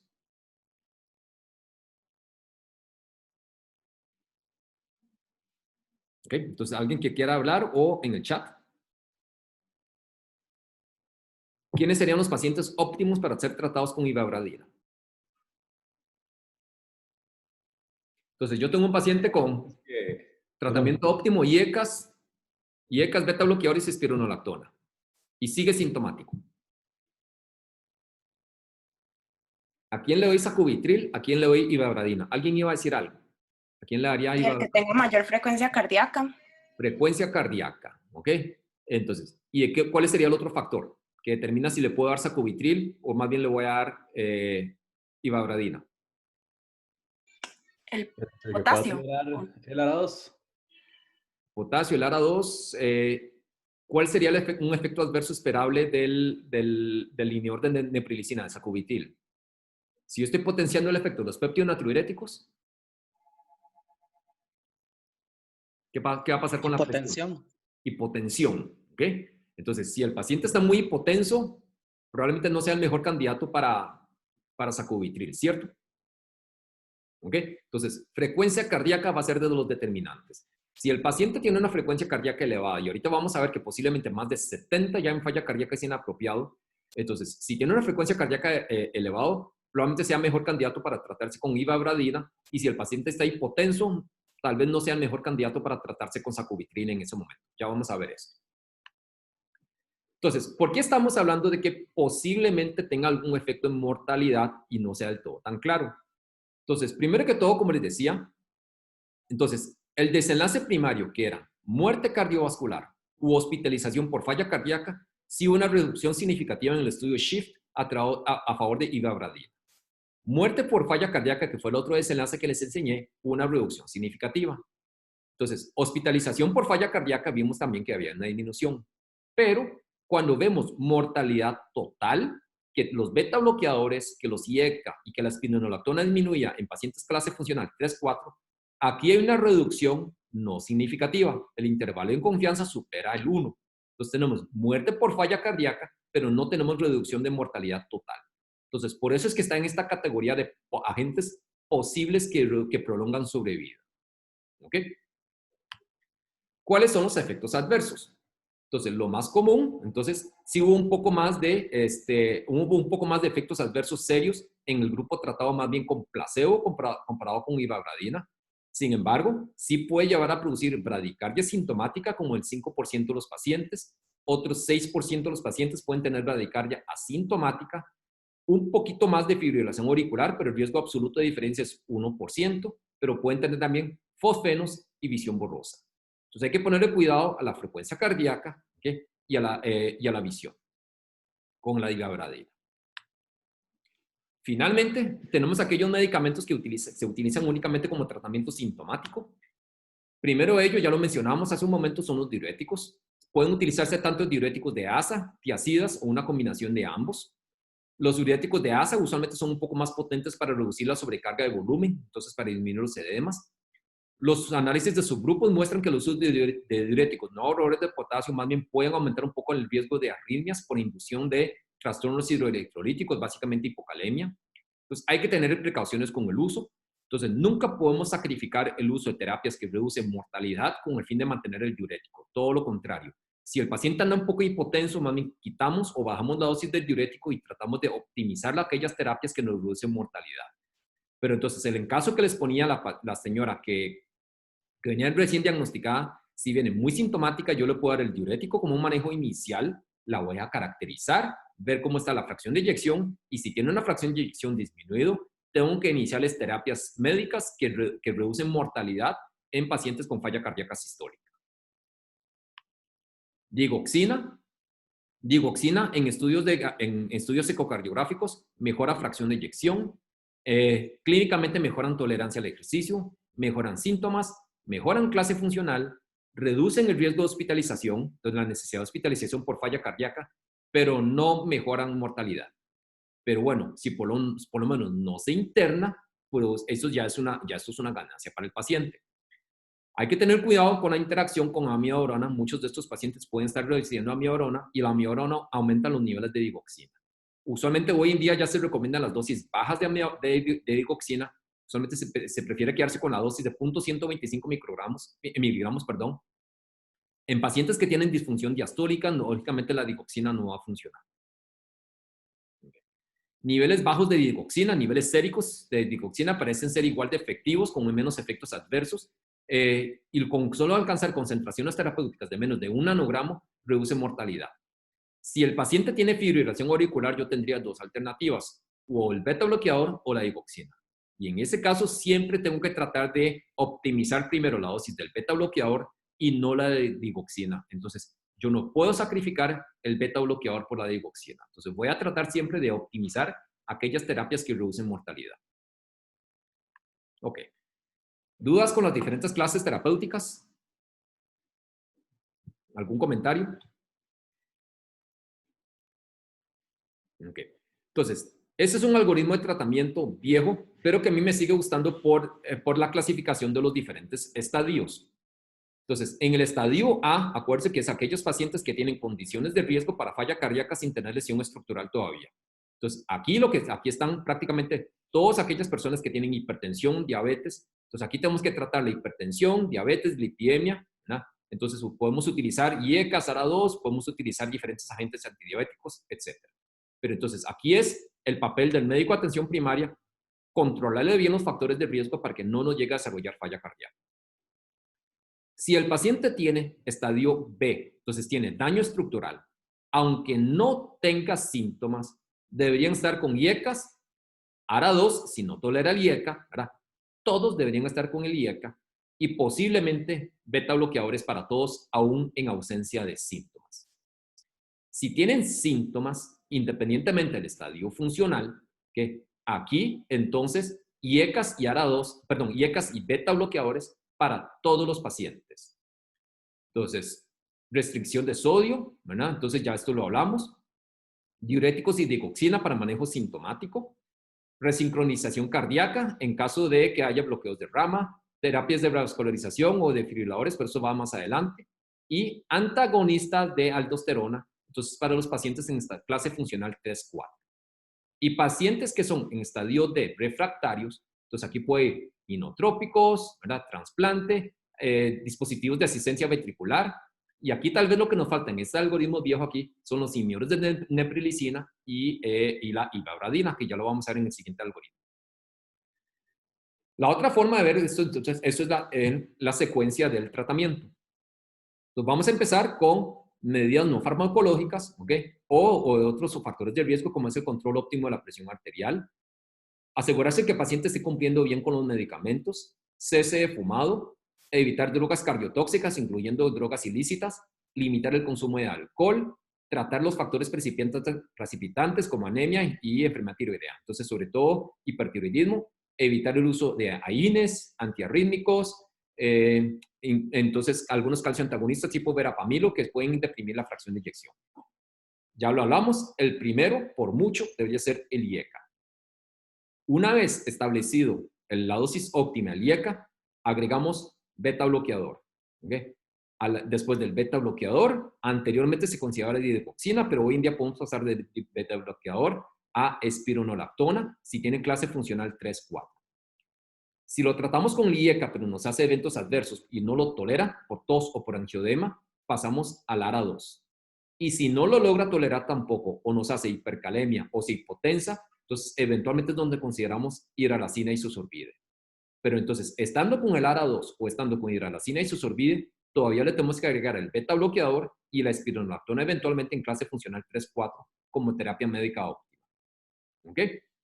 Entonces, no sé si con esto quedamos un poquito más claros en la secuencia entre IECA, ARA2, hidralazina isosorbide y beta bloqueador. ¿Alguna duda con esto? Ok. Hay una en el chat, pero... Ah, les dice, sí, no lo oí, perdón, dice, en el caso de digoxina solo disminuye mortalidad en concentraciones séricas de menos de 1, en otros casos no modifica la mortalidad. El problema es que con concentraciones séricas un poco más altas el riesgo de toxicidad aumenta, y entre la toxicidad está la misma presencia de algunas arritmias. Por eso es que digoxina hoy en día ya no se utilizan las dosis altas que anteriormente se utilizaban. Entonces, si ustedes encuentran, buscan las literaturas viejas de principios de los 90, incluso antes de los IECAs, digoxina era que casi que el gold estándar para el tratamiento de falla cardíaca y se utilizaba 0.25 miligramos diarios. Entonces, por eso es que hoy en día la recomendación es alrededor de 0.12 miligramos la mitad de la tableta de digoxina nada más. Pero sí, pero la idea es tratar de mantenerlo con menos de 1 porque es el balance óptimo entre efectividad y efectos adversos. No sé si con eso quedamos claros. ¿O alguien tiene alguna otra duda? Quedamos un poquito más claros hasta aquí, hasta el algoritmo, antes de entrar a los inhibidores de neprilicina y a la ibabradina, de cómo nos incorporamos al algoritmo. Sí, parece que no hay duda, doctor. Okay. Sí. ¿Alguien va a comentar algo? No, que parece que quedó todo claro. Entonces, las indicaciones de clase terapéuticas, de cada una de las clases terapéuticas por clase funcional. Ya hablamos que IECAS, todos, ¿okay? Independientemente de clase funcional. Beta bloqueador, posiblemente todos en toda clase funcional, en la medida que tenga fracción de eyección de menos del 40%. Diuréticos, solo de manejo sintomático si hay edemas y retención hídrica. Antagonistas de aldosterona, entonces en clase funcional 3-4. ¿Okay? ARA2, solo si no tolera inhibidores de la ECA. Digitálicos, puede asociarse en presencia de fibrilación auricular, pero aún así debe optimizarse el tratamiento del beta bloqueador, o si no, únicamente en aquellos casos donde persisten sintomáticos a pesar del tratamiento óptimo previo. Hidralazina isosorbide si hay contraindicación a IECAS o ARA2, o si persiste sintomático. Y diuréticos ahorradores de potasios solo si persiste con hipocalemia. Entonces, triamtereno y amiloride solo si persiste con hipocalemia. Doctor. Sí. Yo tengo una pregunta en cuanto a lo que se estaba hablando al principio sobre la clasificación NIHA, que cuando el paciente se mueve, digamos, a un estadio menor, no necesariamente implicaba que la mortalidad disminuía. Pero en caso de que esté utilizando un IECA vacío, nosotros sí podríamos asumir que... ¿Sí? Okay. Sí, con IECA sí. Pero, por ejemplo, me refería a que yo puedo tener a alguien un NIHA 4, lo doy un diurético, lo muevo a NIHA 3, ¿okay? Pero su riesgo de muerte no va a cambiar. ¿Okay? Sí. Pero si un NIHA 4 con terapia óptima, con IECA, beta bloqueador, con espironolactona y con sacubitril, por ejemplo, lo moví a un NIHA 2, definitivamente la sobrevida de este paciente va a ser mejor. Okay. Pero entonces, lo que hablamos al principio, yo tengo a alguien con IECA, le estoy empezando carvedilol y se me movió de un NIHA 2 a un NIHA 3. A largo plazo al paciente le va a ir mejor, nada más que se siente peor en estos momentos. Entonces, ahí lo manejo con el diurético para tratar de moverlo al NIHA 3, de vuelta al NIHA 2 o al NIHA 1. Ok, ¿y usualmente los síntomas duran esa semana, digamos, esa exacerbación, o pueden durar más? Usualmente duran algunos días. Puede durar una semana, 2 semanas, y ahí es donde uno trata de manejarlos con el diurético, Ujú. para tratar de mejorarlos sintomáticamente. Ok, gracias. Incluso una de las estrategias que se puede hacer es decirle al paciente que se pese. Y si al pesarse empieza a ver que empieza a aumentar de peso, indicando que tiene retención de volumen, aún antes de que haga síntomas, se le puede agregar el diurético para evitar que aparezcan los síntomas. El empeoramiento de los Ok. síntomas cuando está optimizando el beta bloqueador. Esa es otra estrategia que se puede hacer a veces. ¿Y como cuánto aumento? ¿Más de 1 kilo o...? Más de 1 kilo, más de medio kilo, 1 kilo, sin causa aparente. Ok. ¿Ok? Ok. Luego, tenemos aquellos que son los dispositivos. Entonces, por ejemplo, tenemos los desfibriladores implantables, los cardiodefibriladores. Entonces, estos reducen mortalidad. Sin embargo, la razón de por qué disminuye la mortalidad es que la causa principal de muerte en pacientes que tienen falla cardíaca no termina siendo isquémico, sino que son eventos eléctricos y casi siempre fibrilación ventricular. Entonces, estos pacientes, digamos, tienen que reunir algunos requisitos para considerarse para un cardiodefibrilador, un desfibrilador implantable.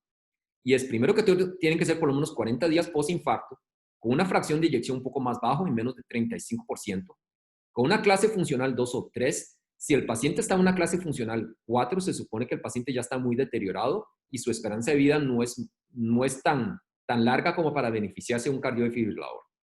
Que ya estén recibiendo terapia médica óptima, entonces el desfibrilador implantable no sustituye la terapia médica óptima y cuya esperanza de vida sea de al menos 1 año. Entonces, esos son los pacientes que se valoran eventualmente para desfibriladores implantables. Entonces, ya incorporando algoritmos más nuevos en relación a los agentes nuevos que tenemos, entonces nos habíamos quedado aquí. Entonces, el paciente está con IECA, está con beta bloqueador y eventualmente, entonces, si el paciente está en un NIHA 3-4, agregamos el antagonista de aldosterona. Pero si el paciente, a pesar de esto, está sintomático, entonces vea que nosotros tenemos diferentes alternativas. Por un lado, vimos que dentro de lo que nos mejoran sobrevida, tenemos los ARNIs, tenemos entonces sacubitril valsartán, tenemos ivabradina, ¿ok? Y podemos combinar con IECAS más ARA2. Pero ya mencionamos que la combinación de IECAS y ARA2 tal vez no sea lo óptimo a la luz de que hoy en día tenemos terapias que tienen menos efectos adversos. Entonces, aquí la decisión es, si el paciente tiene más de 70 latidos por minuto, estos son los pacientes que más se benefician de ivabradina. Y la idea es llevarlo a menos de 60 latidos por minuto para tratar de optimizar y que se beneficie de la ivabradina. Entonces, si el paciente está con taquicardia en falla cardíaca es más de 70.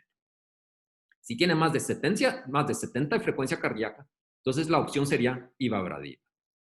Si el paciente estaba tolerando bien el IECA y el ARA2 y no está muy hipotenso, entonces, y tiene una frecuencia cardíaca de menos de 70, una opción podría ser cambiarlo al ARNI. Entonces, quitamos el IECA, entonces vea que aquí está hablando de reemplazar el IECA, porque la tableta viene combinado de sacubitril con valsartán, y lo ponemos con sacubitril valsartán. Incluso puede ser que yo tenga a alguien con 75 de frecuencia cardíaca y de una vez también lo puedo cambiar al ARNI. Entonces, no tiene que ser únicamente en aquellos pacientes que tengan menos de 60 de frecuencia cardíaca. Entonces, si yo tengo a alguien que tiene 75 de frecuencia cardíaca, yo te puedo utilizar cualquiera de las dos alternativas. Y no existe un estudio directo que me compare las dos alternativas para saber cuál es mejor. Si es mejor pasarlo a sacubitril valsartán o agregarle ivabradina. Y posteriormente, eventualmente, si yo tengo con sacubitril valsartán y tiene todavía frecuencia cardíaca por arriba de 70, yo eventualmente aquí puedo combinarlo con ivabradina si fuese el caso. O lo que es igual, entonces si yo lo pasé primero a ivabradina y a pesar de bajarle la frecuencia cardíaca, el paciente persiste sintomático y la presión me aguanta, le puedo pasar al ARNI. Entonces vea que yo puedo combinarlos eventualmente. ¿Ok? Y luego, si el paciente tiene una duración de QRS mayor a 130 milisegundos, eventualmente aquí es donde se puede considerar algunas terapias de resincronización cardíaca, pero ya esto sí es más manejo eventualmente del cardiólogo, pero lo que desde el punto de vista médico es si el paciente persiste sintomático, el criterio para la ivabradina es que tiene que tener frecuencia cardíaca más de 70. Si tiene menos de 70 de frecuencia cardíaca, probablemente vamos de una vez al ARNI. Y si lo empecé con el ARNI y sigue taquicárdico y sintomático, le agrego ivabradina o al revés. Si tiene síntomas refractarios, si persiste con síntomas refractarios, probablemente aquí es donde puedo agregar digoxina si no lo estaba recibiendo de previo, o eventualmente considerar trasplante u otros dispositivos mecánicos. ¿Ok? Y si con esta terapia ya al paciente le mejoramos la parte sintomática, entonces lo dejamos queditos y más bien empezamos a reducir diuréticos para que no se hipotense, ya que los diuréticos no nos reducen mortalidad a largo plazo. Luego, la siguiente pregunta. Entonces, lo más nuevo que ha habido en falla cardíaca en los últimos 2 años. ¿Cuál de las clases terapéuticas de antidiabéticos reducen falla cardíaca? Que hemos visto en varias clases ya. Entonces, ¿cuáles de los antidiabéticos reducen insuficiencia cardíaca? Los análogos de GLP-1, insulinas, glitazonas, metformina, ¿verdad? Inhibidores de PP4, sulfonilureas, ¿cuál de estos? Falla cardíaca.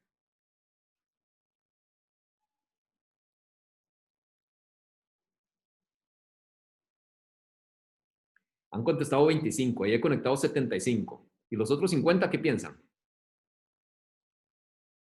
La respuesta está correcta, análogos de GLP-1.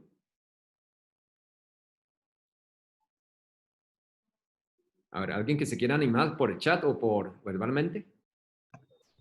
Yo me acordaba más de los inhibidores del SGLT2, tal vez, pero ahí no viene dentro de las opciones. Exacto, esto es con trampa, ninguna de estas opciones, ¿verdad? Son los inhibidores de SGLT2, los antidiabéticos que reducen falla cardíaca. Los análogos de GLP-1 reducen eventos ateroscleróticos cardiovasculares, pero no reducen falla cardíaca. Los inhibidores de PP4, acuérdense que saxagliptina más bien empeoraba falla cardíaca. Glitazonas empeoran falla cardíaca. Entonces son los inhibidores de SGLT2. Entonces, con esto acuérdense que esto lo vimos el semestre pasado. Los inhibidores de SGLT2, los estudios cardiovasculares de ellos, empagliflozina, canagliflozina y dapagliflozina, y más recientemente otro con otro inhibidor de SGLT2 que se llama ertugliflozina, todos reducían hospitalización por falla cardíaca. Pero la limitante de estos estudios es que estos eran estudios en pacientes con diabetes, ¿okay? Sin que fuese necesariamente para estudios de falla cardíaca. Y eran todos en pacientes con diabetes. Entonces, hace un poco más de un año, no mentiras, sí, hace un poco más de un año, se presentó el estudio DAPA-HF, que es DAPA-HF.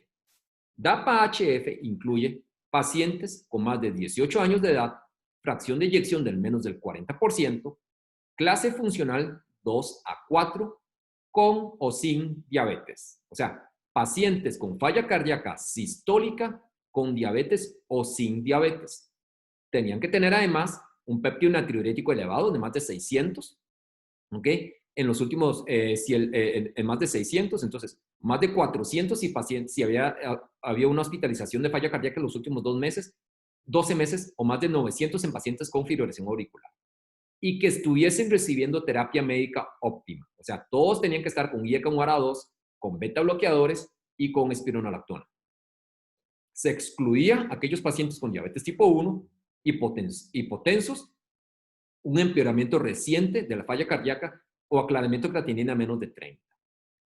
Entonces, estos pacientes, más o menos 40% tenían diagnóstico de diabetes, alrededor del 5% se le diagnosticó diabetes en el momento de la entrada, o sea, tiene 45% pacientes diabéticos, pero 55% de pacientes no diabéticos. ¿Ok? Entonces, este dato es fundamental. Vean el tratamiento de base que estaban utilizando. Inhibidores de la ECA, 56%. ARA2, 26%. Entonces, si nosotros sumamos esto, vamos como por 82-83% con IECA 1ARA2. 10% estaba con ARNI. Entonces, 90% estaban utilizando un ARA2. Un ARA2, un modulador de sistema renina-angiotensina-aldosterona. 96% beta bloqueadores. 70% un antagonista mineralocorticoide. 18% digitálicos. Y 90% estaban usando un diurético. Entonces, vean que estaban recibiendo terapia médica óptima. Entonces, esto es con lo mejor que había en el momento, cuando se diseñó el estudio. ¿Qué fue lo que mostró? El desenlace primario era, en un compuesto entre muerte, ¿ok? Entonces, aquí está. Era un compuesto entre muerte cardiovascular, visita a emergencias por falla cardíaca, hospitalización por falla cardíaca, ¿okay? o una hospitalización o visita a emergencias por falla cardíaca. Y este desenlace primario compuesto se redujo en un 26% de manera significativa. Entonces, reducía el riesgo de empeoramiento de falla cardíaca. ¿Ok? Entonces, empeoramiento y hospitalización por falla cardíaca. Y cuando nosotros vemos el desenlace de muerte, ¿ok? Una reducción significativa, ¿ok? El intervalo de confianza es menos de 1, ¿ok? Entonces, reducía muerte de origen cardiovascular también. Entonces, este beneficio en la hospitalización, en el desenlace compuesto primario, de empeoramiento de falla cardíaca y de mortalidad cardiovascular, se produjo de una manera independiente de si los pacientes tenían o no tenían diabetes. Entonces, en los pacientes que tenían diabetes, la reducción de ese desenlace fue en 25%, y en las personas que no tenían diabetes, la reducción del desenlace fue 27%. Entonces, hay un beneficio en falla cardíaca sistólica independientemente del estatus de diabetes. ¿Okay? Mortalidad total, como les decía. Entonces, hace un momento les mostré el dato de mortalidad cardiovascular. El dato de mortalidad total se redujo en un 17% y el intervalo de confianza está en menos de 1. Sin embargo, desde el punto de vista estadístico, no se puede afirmar que el medicamento reduce mortalidad total porque esto no era el desenlace primario del estudio. ¿Okay? Desde el punto de vista de eventos adversos, en general fue bien tolerado en pacientes con falla cardíaca. Y vea que el riesgo incluso de lesión renal aguda fue menor comparado con placebo, y eso es consistente con los estudios de diabetes, lesión renal aguda o cualquier evento adverso de manera renal. Pero por lo demás no produce hipoglicemias en personas sin diabetes y por lo demás bien tolerado. Esto hizo que para este año la FDA aprobara el uso de dapagliflozina en pacientes con falla cardíaca sistólica sin diabetes. Como esto es un hallazgo relativamente reciente, entonces no está incorporado totalmente dentro de las guías de tratamiento para ver quién de los pacientes con falla cardíaca no diabético debería recibirlo. Pero es muy claro y eso es muy consistente de lo que hablamos el semestre pasado. Paciente con diabetes, con falla cardíaca sistólica, ¿verdad?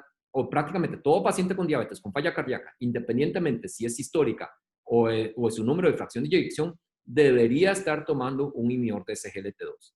Y para pacientes no diabéticos, posiblemente, si persiste sintomático a pesar de terapia médica óptima, dapagliflozina podría ser una opción.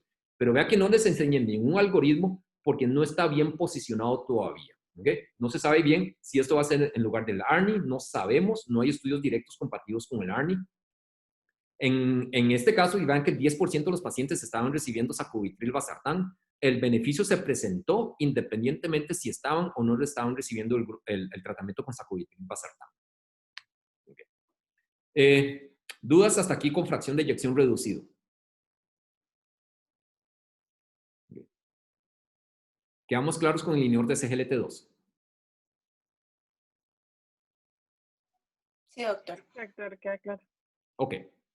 Bueno, para finalizar, tenemos aquellos con fracción de eyección preservado. Entonces, esos son los que tienen más de 60% de fracción de eyección. Primero que todo, entonces, esos pacientes se comportan de una manera muy distinta. Entonces, vea que ya lo vimos en los datos de mortalidad y hospitalización, donde el riesgo es significativamente menor que si yo lo comparo con alguien con fracción de eyección de menos del 40%. Entonces, la tasa de morbimortalidad es mucho más bajo. Entonces, aquí hay diferentes estudios que han tratado de evaluar ensayos clínicos en este contexto. Como les mencionaba, en CHAN preservado muestra que uno de los desenlaces, que es hospitalización por falla cardíaca, candesartán lo redujo. ¿Okay? Y es el único que ha mostrado una reducción de algún desenlace. Hay estudios con digoxina, no sirve. Hay un estudio con irbesartán que se llama iPreserve, fue neutro tanto en hospitalización por falla cardíaca como en mortalidad. Hay un estudio de sacubitril/valsartán, fue no efectivo en pacientes con falla diastólica. Están corriendo en este momento los estudios de los inhibidores de SGLT2 en falla con fracción de eyección preservado. Entonces, en resumidas cuentas, fracción de eyección conservado, ¿verdad? No tenemos ningún dato en específico. Ninguna intervención de los que mencionamos para fracción de eyección reducido reduce mortalidad en fracción de eyección preservado. Y el único indicio como desenlace secundario es que candesartán reduce hospitalización por falla cardíaca. Entonces, ¿qué se hace? La recomendación en este contexto es manejo de factores de riesgo. La mayoría de los pacientes que tienen fracción de eyección preservado tienen hipertensión, tienen diabetes o tienen obesidad. Pero lo que hay que hacer es tratar de manejarles óptimamente la hipertensión tratar de manejarles bien la diabetes, tratar de fomentar que el paciente pierda peso, pero realmente no tenemos ninguna estrategia específica orientada a fracción de eyección preservada. ¿Ok? Y esa era la última diapositiva. Entonces, ¿dudas, comentarios con fracción de eyección preservado? ¿Ok? Entonces, vean la diferencia radical que es caracterizar la fracción de eyección, ¿verdad? Entonces, por un lado, tenemos un algoritmo muy claro establecido de cómo se debe ser el tratamiento si yo tengo fracción de eyección reducido, y por otro lado, si yo tengo fracción de eyección conservado, de casi que trátele la hipertensión, ¿verdad? Lo importante es bajarle la cifra de la presión arterial, trátele la diabetes y nada más, nada en especial. ¿Ok? Entonces, decir falla cardíaca sin ponerle un apellido, si es con fracción de eyección reducido o preservado, nos quedamos muy cortos. ¿Ok? Entonces, siempre tenemos que tratar de caracterizar la fracción de eyección. ¿Algún comentario, alguna duda? Doctor, y a los que son intermedio, bueno, estábamos que no era muy claro, pero ¿hay algún fármaco como que igual sea como esencial, no sé, como el IECA, o igual no se sabe la ciencia cierta?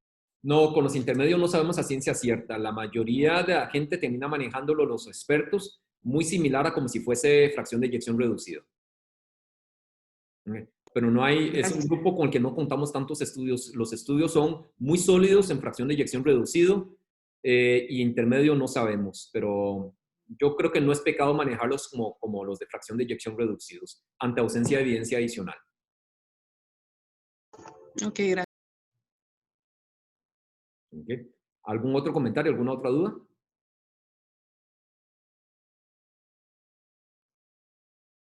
Bueno, si no, entonces terminamos por hoy. Igual va a quedar un espacio abierto en el aula virtual para alguna duda de la clase. Yo voy a subir a la clase, el video al aula virtual y al canal de YouTube también.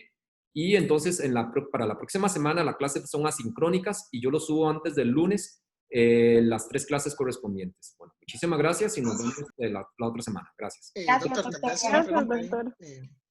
Tuchen, Sí, señor. perdone, solo una pequeña observación. Sí, señor. En relación con la lluvia de ideas que hubo al inicio de los estudiantes. Ajá. Me llamó la atención que en ningún momento ninguno de ellos consideró la posibilidad de que la falla cardíaca fuera sintomática.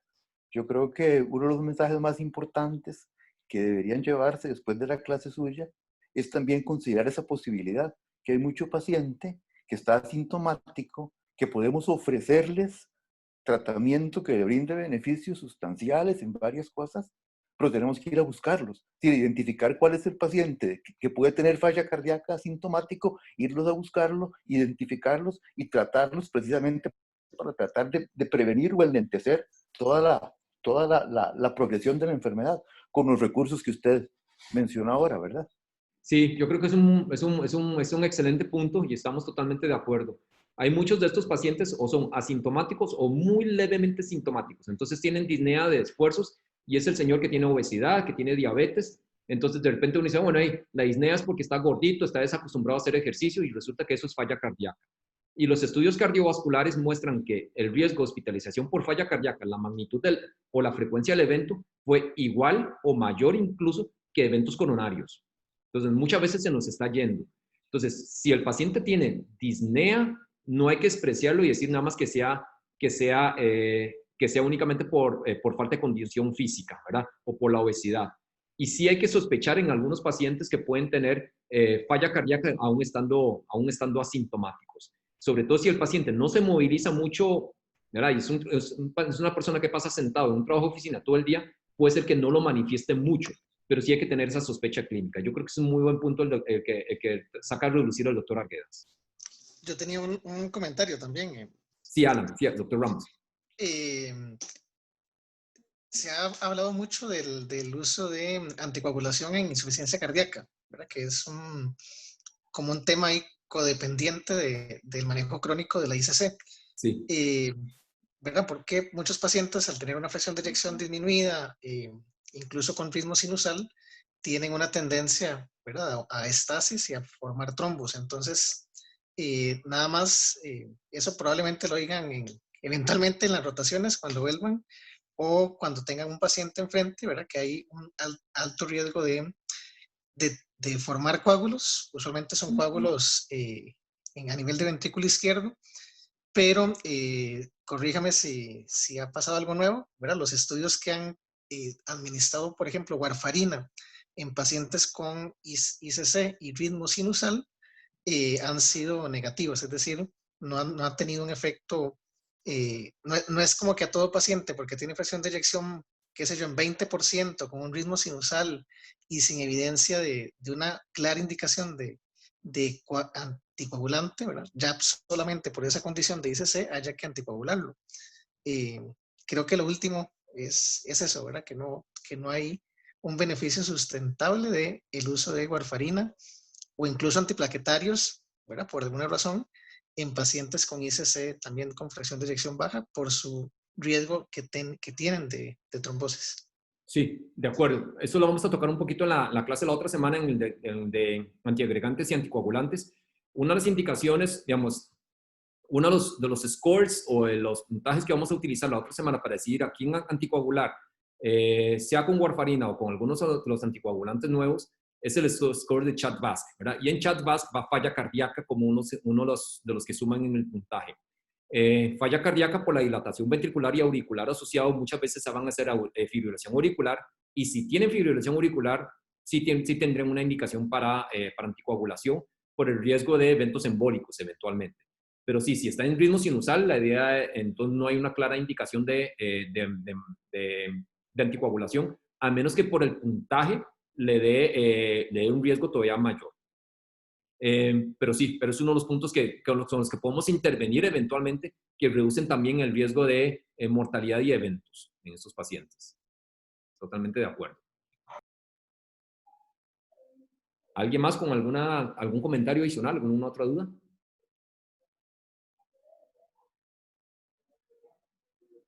Bueno, muchas gracias a todos y nos vemos la otra semana. Gracias. Gracias. Muchas gracias. Hasta luego. Bueno.